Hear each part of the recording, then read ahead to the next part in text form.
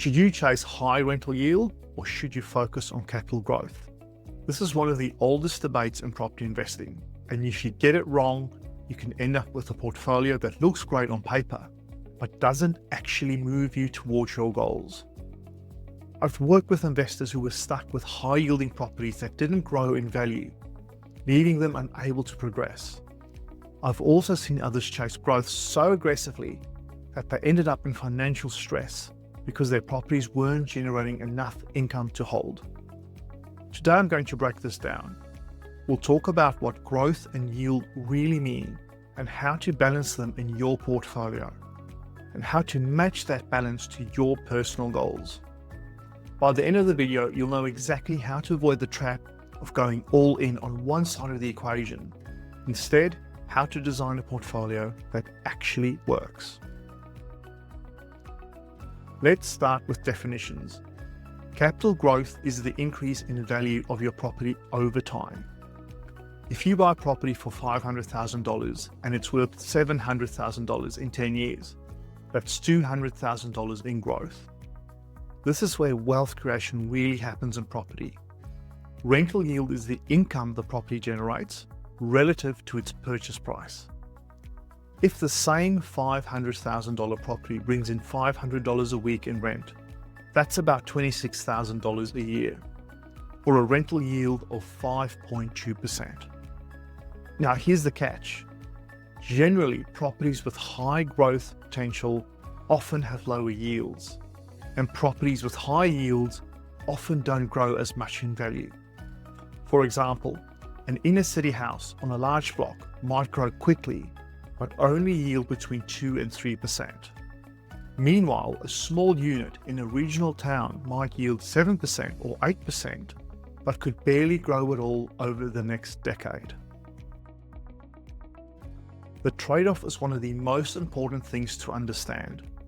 If you go too far towards growth, you can end up with properties that look great on paper, but bleed you dry every month. They might be negatively geared, meaning your rent doesn't cover expenses. This is manageable for some investors, but it can limit how much you can borrow in the future. On the other hand, if you go too far towards yield, you'll generate plenty of cash flow, but your portfolio won't grow in value.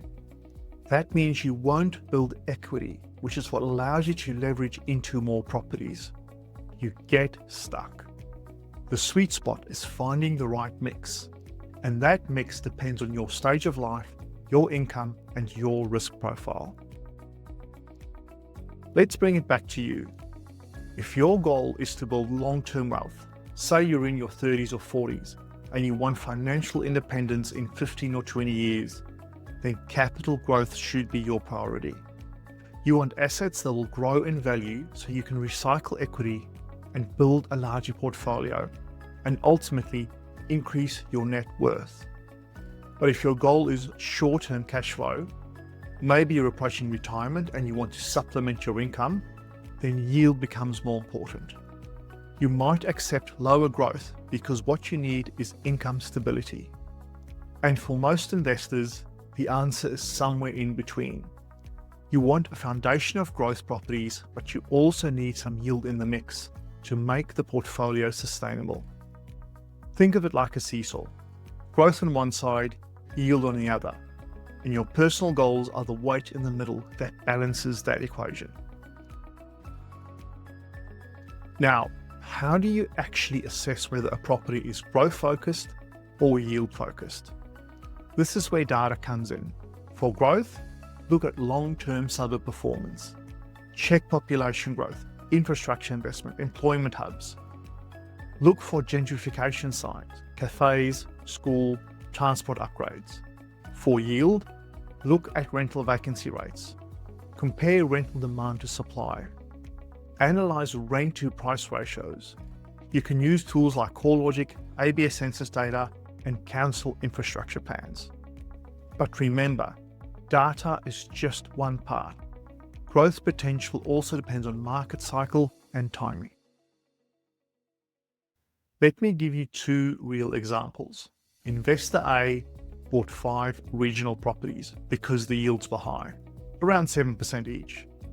On paper, it looked great. Cash flow was positive, but the problem was those properties barely grew in value. After a few years, investor A couldn't borrow any more money because there was no equity to leverage. They were stuck.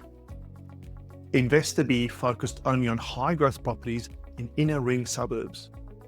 The properties doubled value over 15 years, but the rental yield was so low that investor B struggled to hold them. Cash flow was negative, and every interest rate rise felt like a punch in the gut.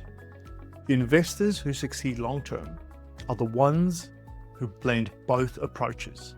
For example, 2 growth properties in metro areas paired with 1 high-yielding property in a regional area or a commercial property. The growth properties create equity. The yield property provides cash flow to balance the books. Another concept we need to consider is diversification. You've heard the term. Don't put all your eggs in one basket, and the same goes for property. You need to think about diversifying property type, the locations you invest in, growth assets versus yield assets.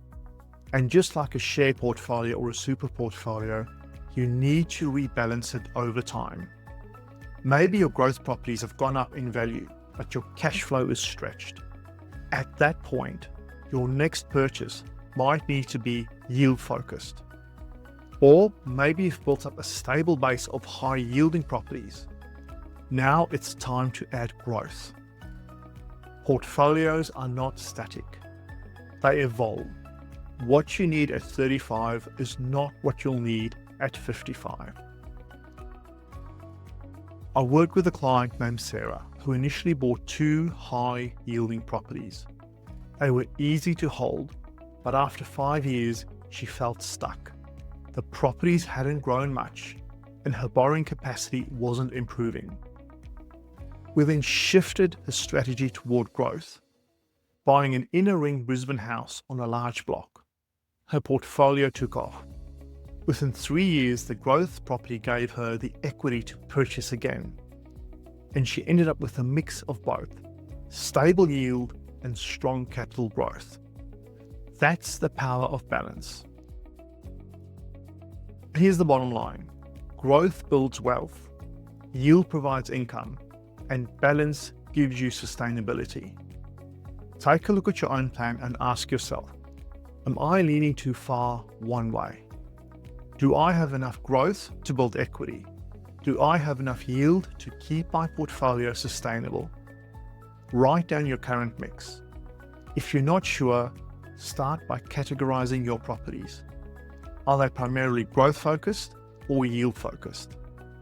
That exercise alone can be a real eye-opener. If you found this helpful, hit subscribe, because next week I'll be covering how to actually leverage equity and structure finance properly. That's where we unlock the next stage of growth. And if you're ready for a personalized strategy, reach out and let's chat. Remember, balance isn't boring. Balance is how you build a portfolio that actually lasts.